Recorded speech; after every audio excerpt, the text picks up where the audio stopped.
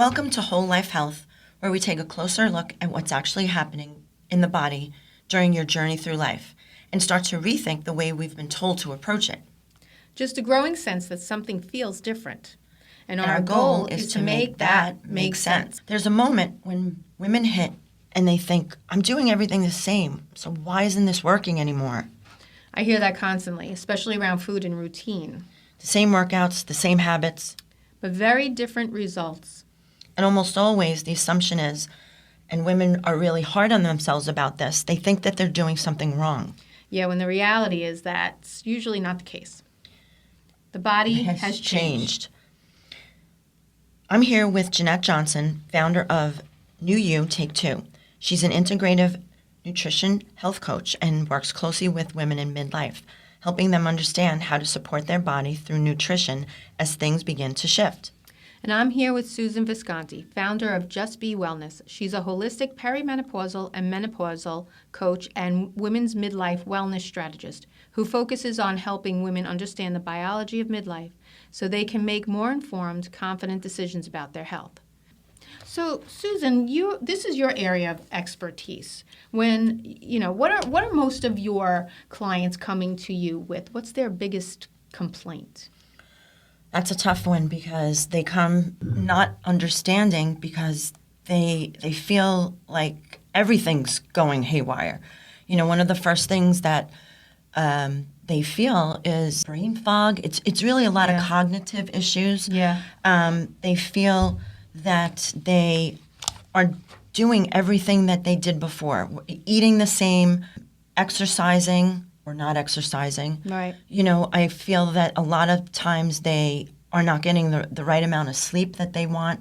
Mm-hmm. They feel overloaded and stressed. Yeah, well, it's all a contributor, right? If you're not eating properly and you're not exercising, you're not sleeping, it's all going to add to the stress and you start feeling lousy. You do. And then that's when disease can start. Mm-hmm. You start breaking. The body needs sleep.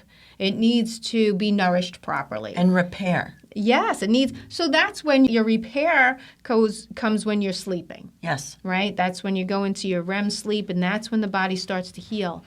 And not sleeping does not allow, the body doesn't have the time to heal. So when we talk about sleep, it's obviously such a goal for all of us to get those 8 hours of sleep. But as a nutritionist and a wellness coach, do you find that there's a big link between nutrition and sleep? Absolutely. So if you're eating lots of sugar, having caffeine late in the day, of course you're not going to be able to sleep properly. Right. You have to nourish your body. You have to know what to eat in order to allow your body to wind down at the end of the day. And also screen time doesn't help. If you're on the computer, that's a biggie. If you're on the phone, you want to go right to bed afterward, that's not going to happen. No. You might fall asleep because you're tired, but your body's not going to go into the type of sleep it needs to rest because your brain didn't have time to wind down. And it's still in the moment of when you're still in crazy mode. Right. The processing. Dopamine is still firing. Yeah. That happy hormone. And that brings us to hormones. Hormones, women don't realize. You have hormones in your body, and it affects you in every way. Weight gain, just fatigue, fog. Muscle mass. Right. Skeletal. Mm-hmm. Not being able to do the things you wanted to do. Brain fog, like you said. Right. But also inflammation. What I think women don't really understand is that there are hormone estrogen, especially receptors in every part of our body. Our brains, our guts, our muscles, our bones, our digestive, every part, hair, skin, nails, everything. Yeah. So when it starts to tank, it really makes an impact. It really does. And that's why you don't feel like yourself anymore. Right. Because you're really not. You're a version of yourself. No, but you're a different version of yourself. You're older, your body's changing, so you have to know what to do. You have to learn how to change with it. Right? So and I think a real miss is that we're not taught this. No one gives you a guidebook and says, okay, from 30 on, this is what you need to do to protect your health and expand the possibility for your healthy longevity. Right. And then even just tell you what to expect. At all. At all. Sometimes you don't put the little pieces together. You get a pain in your shoulder or in your hip. You think like they're not connected. Or you think you're just getting older. Right. Or you think you're older, or you just think like, oh, this is part of the journey, but it doesn't have to be. No, it doesn't have to be. And getting older doesn't mean that you start falling apart. No. Getting older just means that you have to change the way you do things. Yeah. That's why we're here. And I think it's really important that we try to emphasize that aging is a gift. Right? Mm-hmm. We are so lucky every day you wake up and, you're putting your feet on the floor and you're like, okay, amen, new day. Nay, thank you, God. That's right. Thank you, God, for a new day. Try not to get discouraged because we are so lucky. The day goes by so fast. I say to my kids all the time, my gosh, I can't believe it's 10 o'clock at night. I know. Where did the day go? Where did the day go? But let's talk a little bit about nutrition and what nutrition's effect on all this is. Right. So the American diet is based on processed foods. And processed foods have no nutritional value. They're high in chemicals and preservatives. There's nothing in them that the body needs. It actually causes inflammation. It causes disease. And inflammation is really the base of all disease. Yes. But having a healthy diet, I don't even think people understand what that means. Right. We were taught way back when about the food pyramid, right? And somehow it's become inverted. Right. And thank goodness. Thank God, because that's the right way to do it. Exactly. Right? You want to make your proteins the most, right? And then you have your fruits and vegetables, and your grains should really be at the bottom. That should be, so if you look at it, like if you're looking at a plate, and you think of the food pyramid, the majority of the food on the plate should be protein, vegetables, and then you have a small amount of carbohydrates, and you want them to be complex carbohydrates like potatoes and rice and, corn even. But you want that to be the small one because with the carbohydrates, they create energy, but they also turn into sugar. If you're not going to be working out and you're not going to be burning that carbohydrate, then it's going to turn into sugar, which is then going to turn into fat, and it's going to store. Insulin resistance and all of that, and then we start going down that crazy road. Right, and it's going to be stored as fat on the body until it's a reserve. Right. Carbohydrates are turned into the reserve. When you don't need them, they get reserved. And when you start to use them, then your body starts to burn the reserves off. But that's just assuming that you didn't put more carbohydrate into your body to burn. Right. So we kind of touched on the whole protein importance. Yes. I think a lot of women have this notion that, they're not supposed to eat. Society has sort of dictated that we're all supposed to be a size 0 or a size 2. I mean, God forbid you're an 8. And it's just very wrong. It is. Protein is your friend. It's the only... Especially when we get older. But throughout our whole lives, Absolutely. it's from infancy. It dictates how you're going to grow. But you did mention and touch on in midlife, it's like women want to stay small, and eating just carbohydrates, as you pointed out, really doesn't do that. Protein is the building blocks. We need to build those muscles to stay out of those wheelchairs, to be able to get up and down, to be able to play on the floor with your grandchildren or your friends, or, go out and enjoy time with your friends going on a hike or, playing tennis or pickleball or whatever you like. Even just avoiding pains like back pain and stuff like that, because with a strong core, you can prevent back pain and injury just from having a strong core. So you're touching on the importance of protein, especially in midlife when you're, if you don't have protein, then you're going to burn muscle. Right. You're not going to burn fat. And you need that protein in order to build those muscles and keep them maintained, especially as we get older. Right.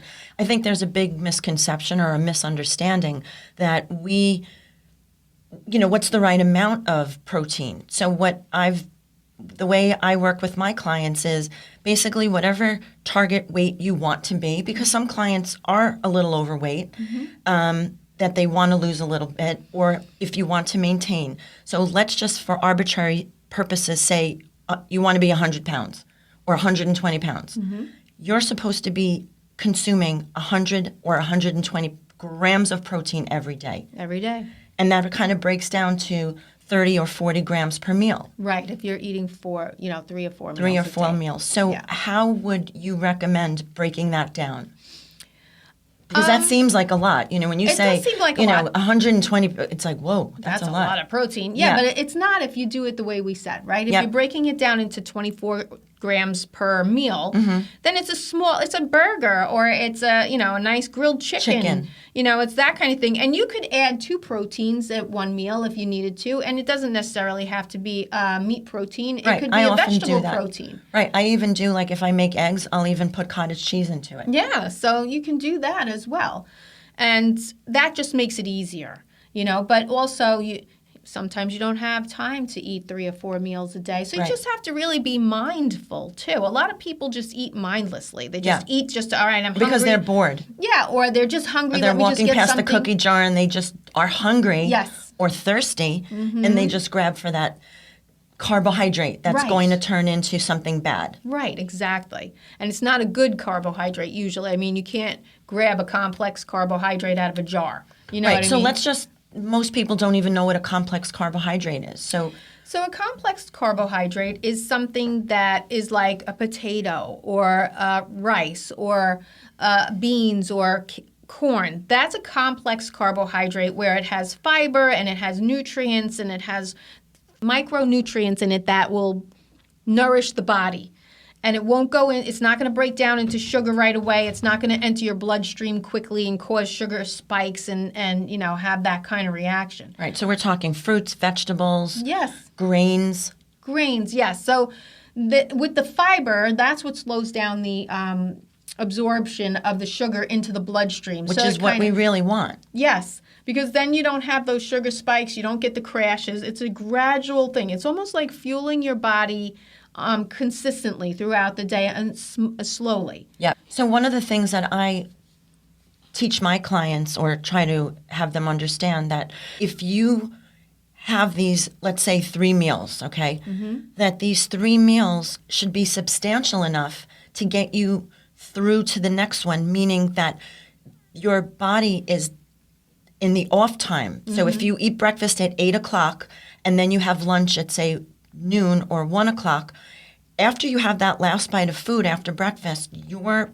body is metabolizing what you ate, and you're giving your body a rest from digesting that food, and it's metabolizing. Yes, you have to have those breaks in between. And you know what? It's good to feel hungry. Right. Some people are like, I don't like feeling hungry. Well, guess what? Your body likes it. Yeah.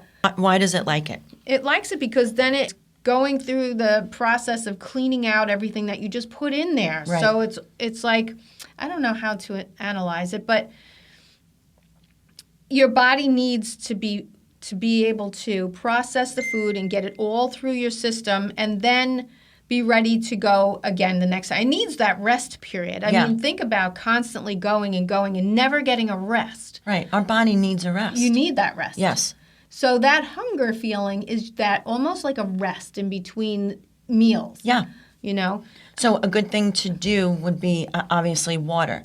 I tell my clients, you really try to strive for definitely 2 liters a day. Yes. Hopefully even 3. Yes. And I would even recommend putting a little bit of maybe Celtic salt or sea salt in that water so that water absorbs faster. Better. And it gets through the membrane of the cell and it actually hydrates the cell. So can you just recommend it? What you said, Celtic? Celtic salt.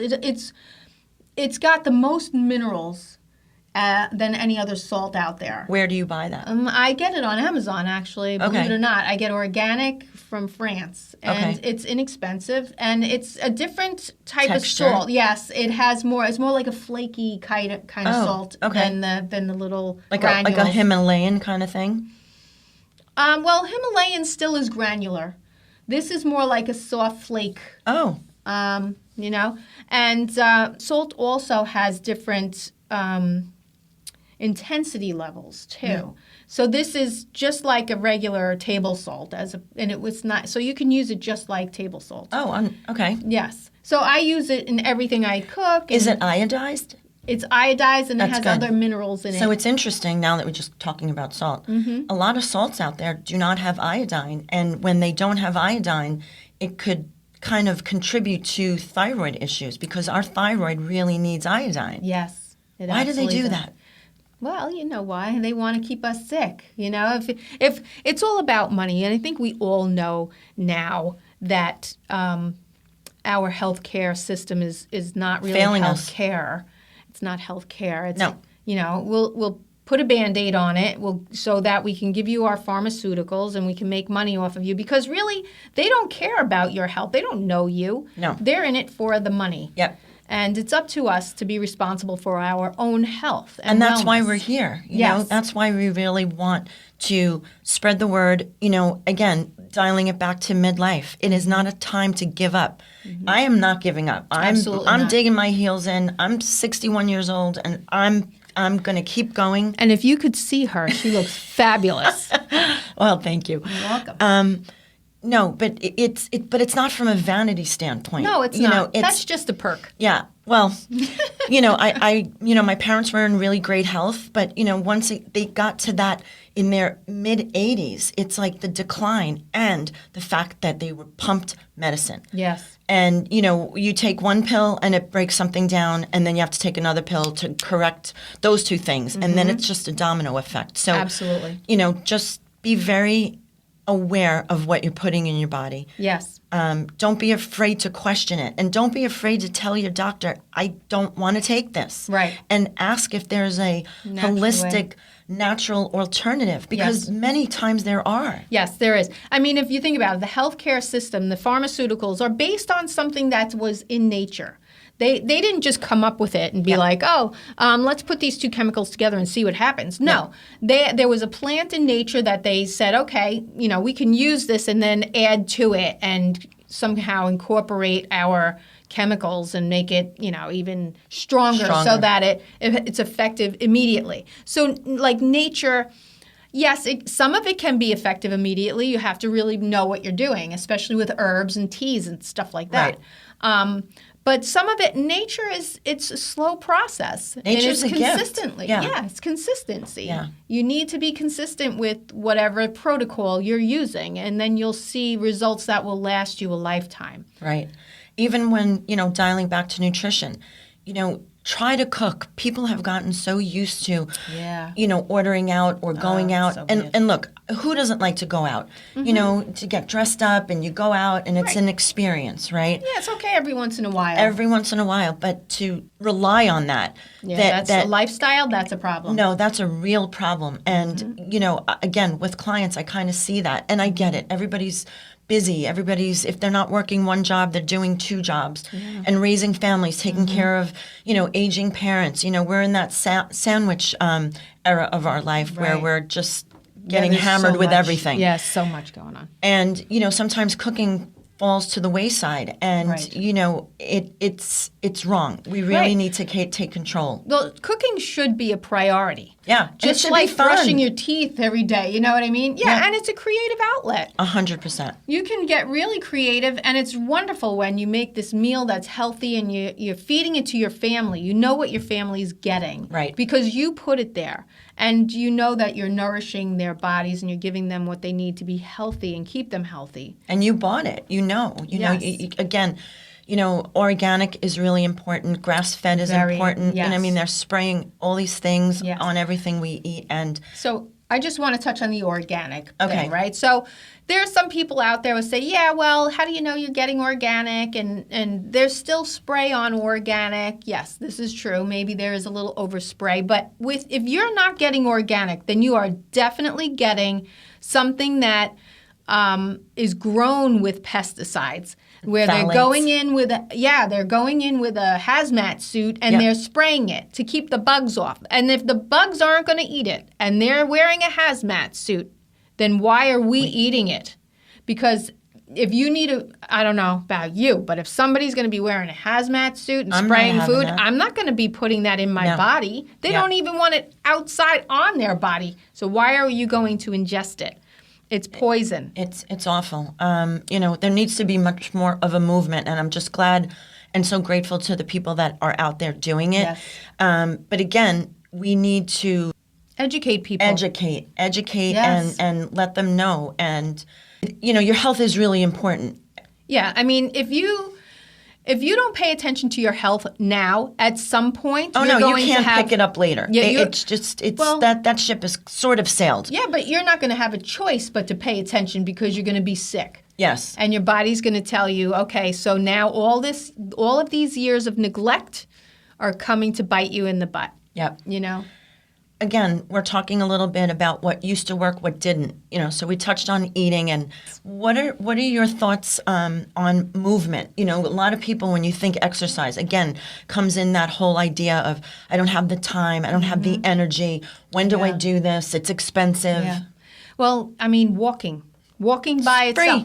It's free, and you do it all the time. And you should make a point. That's why they have the Fitbits that tell you need to put in so many steps a day, because we sit too much. Yes. Sitting is so bad for you. It's bad for your bones. It's bad for your muscles. Your heart, everything.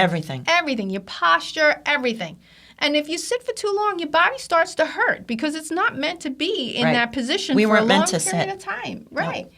Right. So even if you're walking, and if you have, all you need to do is walk 30 minutes a day, and you do it at a pace that kind of makes it difficult to talk. That's called the zone 2 cardio. Right. You want to kind of but you're not going to be gasping for air and, killing yourself. It's just that you need to get your lungs open, right? Your heart needs to pump, gets that circulation going, and your lungs are opening and getting that air in there and keeping cardio. Yeah, it's a little bit of cardio, and that's all it really takes. Yes. That will also help you burn fat. Right. So simple. When you think about Europe, everyone's thin. They're thin, and they go out and walk after every meal. 10 minutes. Yeah. A lot of people don't even own a car. You scroll for over 10 minutes. Exactly. I'm sure if all of you looked at your screen time, how much screen time you have, it's way over the amount that you should be doing. Right. But we're not here to yell at you. We're just trying to re-encourage. And you could totally take some of that screen time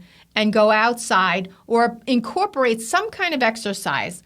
It all depends on what you like to do. What you like, Yeah, right. Not everybody likes to, weight lift, and not everybody likes yoga, but there's a variety of exercises out there that you can totally do. And even if it's just walking. Right. My neighbor walks every morning. Right. And you need to do that. It's so important. Well, but I do think the misconception about weightlifting, we have to weightlift, ladies. We have to. If, again, it is muscle weighs more than fat. So if you start seeing the number on your scale go higher, you cannot get discouraged, because that number really is, it's not real. It's not bad. You want it to go up. It could be based on muscle because muscle is heavier than fat. But if you're looking to lose weight, then you want to see that scale come down a little bit, of course. But it's going to be, so if you're working out and trying to lose weight at the same time, expect it to be harder than being thin already and just getting it fit. You know what I mean? Of course. You would have to incorporate some fasting so that your body goes into the reserves and starts burning those reserves, that fat reserves, turning into energy. So interesting, intermittent fasting. Some people know about it, some people don't. It sounds maybe scary for those of you that don't know what that means, fasting. Or you think you can't do it. Yeah, you can. Basically, the easiest way to intermittent fast is, think of your 24-hour clock. It's from the time that you put something in your mouth in the morning, the first thing that you eat, not water, to the time that you stop doing that in the evening. So let's say you wake up and you have breakfast or something at 7 a.m., and say your dinner is at 6 or 7, then from 7 to the next 7 in the morning, you're not eating. Right. You've already done 12 hours, and you've slept 8, hopefully 8 of them, right? Right.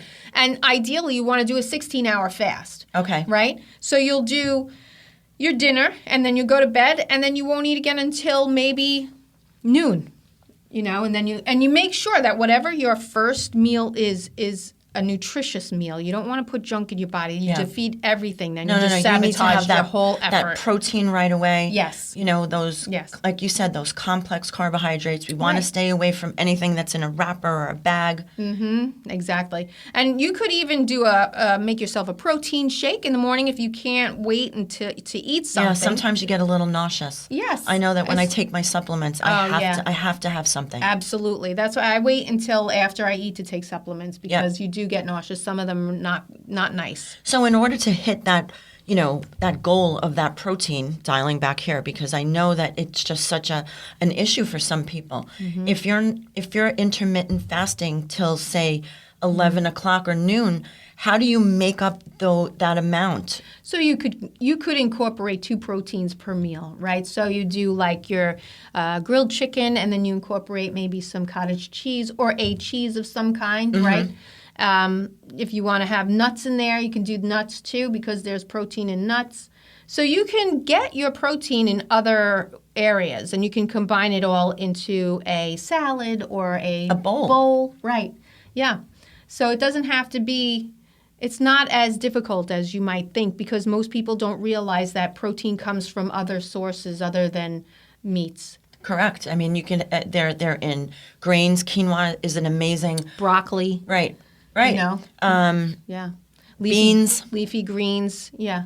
I mean, obviously dairy, but sometimes, people don't. You got to be careful with dairy. You got to be careful. Yeah. Also, I want to go back to exercise. Exercise is so important, especially, like you said, weightlifting. And the reason is not only for muscle mass, but for bone density. Yeah. Yes. As we get older, with the loss of estrogen and progesterone, right, your bones tend to get a little brittle, frail, and the lifting, it puts a strain on your it gives a signal to your bones to create more bones. Right. This skeleton that we were born with and are living in currently, it gets regenerated. It's not the same one that we had a month ago. Right. Exactly. It's a living system inside of ourselves. Right. That it replenishes itself. So when we don't give it that resistance. And what is resistance? That could be weight training. Rebounding. It could be bands. It could be, using a ball. Anything that you're pushing or pulling. Yes. Even the pounding from the rebounder, right? Yep. So you're jumping. Love my rebounder. I know. They say it's the best exercise for you, because you've got, everything's working at the same time. Kind of like swimming, except swimming you don't have that, the resistance really. Right. Well, you don't feel it because you're in the water. Yes. But you need to move. Even walking with the pounding of the pavement, you have that. Yep. So you want to keep your bones healthy and strong. You don't want to be in your 70s and fall, break a hip, and then have to have a hip replacement, right? So if a woman falls in midlife and she fractures a hip, which happens very often, there's a 30% chance she will die. Yeah. 30%. Yeah, it's scary. From a hip fracture. Yeah, it's scary. And if she doesn't pass, there's a 50% chance that she will just never be the same. So that statistic, that's scary, horrifying. Right, and you don't want to be a statistic. No. You want to be proactive. You don't want to be reactive, so to speak. Your health is it's in your control. Yes. And it's a mindset. So if you decide on anything, you usually go and you do it. But you have to decide, and you have to be mindful of what you're eating. You have to decide, this is what I'm going to do from now on. And if you fall off the wagon, so to speak, it's okay. Get back on. We all do it. We all do. But Yes. that's normal. And there's a protocol that I work with my clients. It's called the Just Be Method, and it incorporates 5 pillars: nutrition, exercise, mindfulness, sleep, and stress. Yeah. And all of those things are important. 80% of the time, if you're following it, you're golden. Going to fall off, like you said, and we should enjoy things sometimes. Right. Well, I mean, just because you're following a protocol doesn't mean that you're going to be tortured, right? Or perfect. It's a lifestyle change, because we've all been programmed to live a certain lifestyle that is not healthy for you. And it's programming to get you into the sick system. And so now we have to reprogram ourselves or retrain ourselves to learn how to be healthy and come back to a real health system. It's in your control. Right. You create your health system, not the government, not outside entities. Not your doctor. Right. Not your friends, not your family. You have to make the right choices for yourself. Right. And don't be afraid to, research. Ask questions. Ask questions. And if you're not getting the right answers, just keep digging deeper, or maybe contact one of us. Just give us a call or go onto our website, newyoutake2.com or justbewellness.com, and we would be more than happy to help you and give you some guidance. Until next time, maybe we'll talk about movement, or there's so much to talk about. There's so much to talk about. Next time, maybe we'll get into some experiences we've had with clients that maybe people don't really know about, like small intestinal bacteria overgrowth or heart disease or vaginal health and just sexual issues. Yeah. Lots of good stuff coming up. So thank you for joining us on our podcast, and we hope that you enjoyed the show, and we get to look forward to talking seeing with you you again. soon. Okay. Bye. Bye.